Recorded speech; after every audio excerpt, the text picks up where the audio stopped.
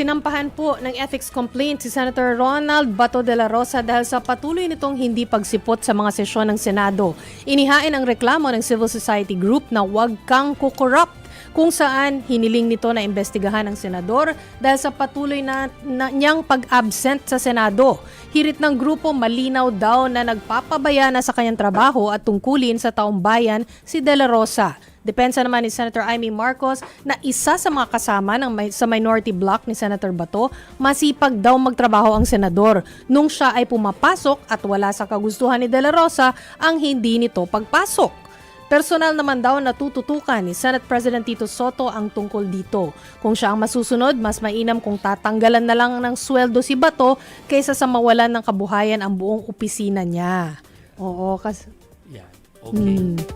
Kasi nagtatrabaho naman daw yung mga staff. Yeah, ni totoo naman Senator yun. Bato. May staff na, syempre, tuloy lang yung trabaho. Oo. At sabi din ni Senator Tito Soto kanina na pag-aaralan daw nila kung meron silang maamyendahan dun sa ethics, no, sa Senado, kasi sa ngayon wala silang magagawa. Wala sa rules nila na dapat parusahan ito.